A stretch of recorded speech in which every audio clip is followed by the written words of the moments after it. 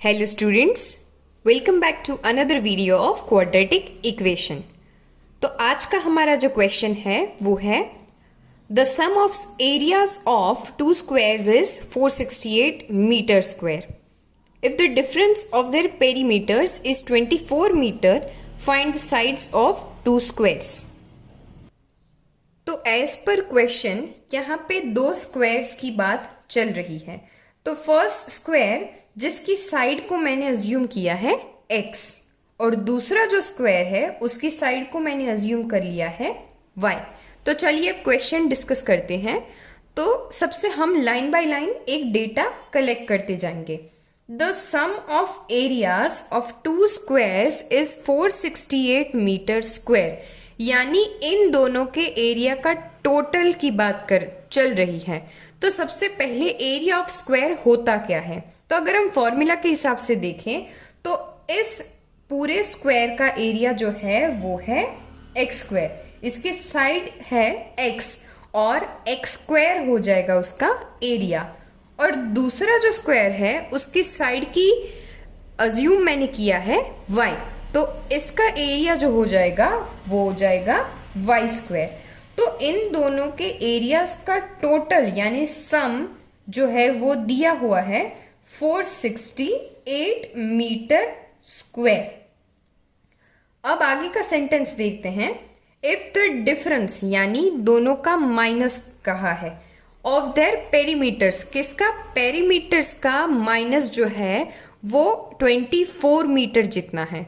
तो सबसे पहले पेरीमीटर क्या होता है? तो पेरीमीटर जो है वो है ऐसी चार साइड्स, स्क्वायर की चार साइड्स का टोटल, यानी यहाँ पे x अगर साइड हो तो ऐसी तीन sides x, x and x, तो पेरीमीटर हो जाएगा 4x क्योंकि चारों साइड्स का टोटल। तो इसका पेरीमीटर जो हो जाएगा वो रहेगा 4x, चारों साइड्स का टोटल, और स्क्वायर की हर एक साइड इक्वल होती है। और अब दूसरा जो स्क्वायर है वैसे ही चारों साइड्स इसकी हो गई y, तो चारों साइड का अगर मैं टोटल करूं तो मेरे पास चार साइड्स है, तो हो जाएगा पेरीमीटर इसका 4y। तो कहा है डिफरेंस यानी इन दोनों के पेरीमीटर का जो डिफरेंस है वो है 24 मीटर्स। तो अब हमने क्वेश्चन में से डेटा कलेक्ट कर लिया है और हमें कहा है मुझे दोनों की साइड्स को फाइंड करना है, यानी x और y की वैल्यूज को मुझे फाइंड करना है। तो सबसे पहले मुझे इन दोनों इक्वेशन को सिंप्लीफाई करना है। तो ऑब्वियसली सबसे इजी वाला इक्वेशन जहां से मैं स्टार्ट कर सकती हूँ वो ऑब्वियसली है दूसरा वाला इक्वेशन। तो यहाँ पे मुझे इससे स्टार्ट करना है और फिर मुझे इन दोनों को सॉल्व करके x और y की वैल्यूज को फाइंड करना है। तो सबसे पहले आप देख सकते हो कि 4, 4 एंड 24, तो 4 जो है मैं इस पूरे इक्वेशन में से कॉमन निकाल के इसे और भी सिंप्लीफाइड तरीके से सिंप्लीफाइड फॉर्म में लिख सकती हूँ। तो मैं 4 को पूरे इक्वेशन में से डिवाइड कर लूँ तो मुझे मिल जाएगा x minus y is equals to 6। तो अब हमारे पास एक रास्ता है कि जब भी आपके पास दो इक्वेशंस हो और उनको सॉल्व करना हो तो सबसे बेटर तरीका रहता है कि आप दोनों इक्वेशन को सिंपल एक वेरिएबल में कन्वर्ट कर लीजिए। तो यहाँ पे मेरे पास x और y दो वेरिएबल्स हैं, तो मैं कोशिश करूँगी कि या तो पूरे इक्वेशन को x में कन्वर्ट कर लूँ और या तो पूरे इक्वेशन को y में कन्वर्ट कर लूँ। तो यहाँ पे मैं x is equals to 6 plus y ले रही हूँ, यानी x के हिसाब से y को रिप्लेस कर लूंगी मैं। तो अब इस वैल्यू को मैं ऊपर वाले इक्वेशन में सब्सटीट्यूट करके सॉल्व करूंगी। तो यहाँ पे आप देख सकते हो x square plus y square is equals to 468 वाला जो इक्वेशन था पहले वाला, उसमें मैंने x की वैल्यू को डाल दिया है। तो अब चलिए इसे पूरा सिंप्लीफाई करके देखते हैं। तो ये हो जाएगा a square plus 2ab plus 12y plus b square, यानी 36 plus y square is equals to 468। तो वाई स्क्वायर और वाई स्क्वायर हो जाएगा 2y square plus 12y is equals to 468 minus 36 अगर करें तो हो जाएगा 432। तो अब यहाँ पे आप देख सकते हो तीनों डिजिट्स 2 से डिवाइड हो सकते हैं। तो चलिए इसे और भी सिंप्लीफाइड तरीके से लिख लेते हैं। तो y square plus 6y minus 216 is equals to 0। इस 432 को मैंने 2 से डिवाइड करके लेफ्ट साइड शिफ्ट कर लिया है ताकि मुझे एक पूरा स्टैंडर्ड फॉर्म मिल जाए क्वाड्रेटिक इक्वेशन का। तो यहाँ पे इस इक्वेशन को सॉल्व करने के लिए y square plus 6y minus 216 is equals to 0, सबसे पहले मैंने 216 और 1 को यहाँ पे मल्टीप्लाई करके उसके फैक्टर्स निकाल लिए हैं। तो अब हमारे पास इसके पूरे फैक्टर्स यहाँ पे आ गए हैं।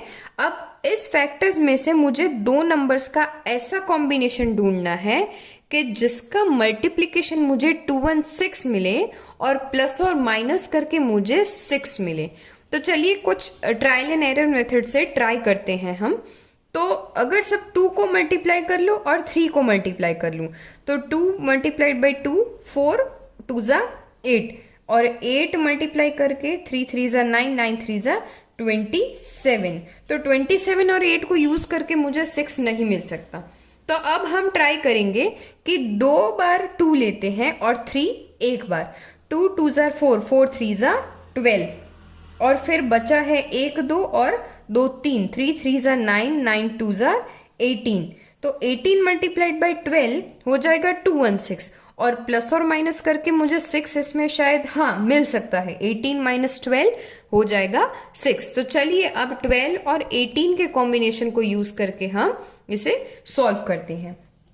तो y square plus 18y minus 12y minus 216 is equals to 0। यहाँ पे अब आप इतनी तो प्रैक्टिस कर ही लेंगे कि आप सीधा कॉम्बिनेशन ट्राई कर सकते हैं, क्योंकि मुझे चाहिए +6 तो बड़े वाले नंबर की साइन में प्लस हो जाएगा एंड प्लस और माइनस करके मुझे 6 मिल जाएगा। अब दूसरे स्टेप में हम क्या करेंगे, दोनों टर्म्स में से कॉमन निकाल लेंगे। तो फर्स्ट में से मुझे मिलेगा y प्लस 18। अब मैं सेकेंड ब्रैकेट ऐसे ही लिख लूंगी। ये सबसे इजी वाली ट्रिक है, इससे आपको कोई गलती भी नहीं होगी। तो -12 यहाँ पर। अब पहला ब्रैकेट जो है वो हम ऐसे ही लिख लेंगे और बाकी बची टर्म्स को दूसरे ब्रैकेट में लिख लेंगे। तो y की मुझे दो वैल्यूज मिल रही है, एक है -18 और 12। तो कोई भी साइड नेगेटिव नहीं हो सकती, इसलिए y की जो वैल्यू होगी वो रहेगी हमारे पास 12। तो अब y की वैल्यू तो मिल गई, एक स्क्वायर की साइड हमें मिल चुकी है। तो हमने स्टार्टिंग में अज्यूम किया था कि x is equals to y plus 6। तो y की वैल्यू इसमें सब्सटीट्यूट करके मुझे मिल रही है 12 प्लस 6 हो जाएगा 18। तो पहले वाले स्क्वायर की साइड है 18 और दूसरे वाले की साइड है 12। तो इस तरीके से आप पूरे इक्वेशन को सॉल्व करके इजीली फाइंड कर सकते हो दोनों की साइड्स।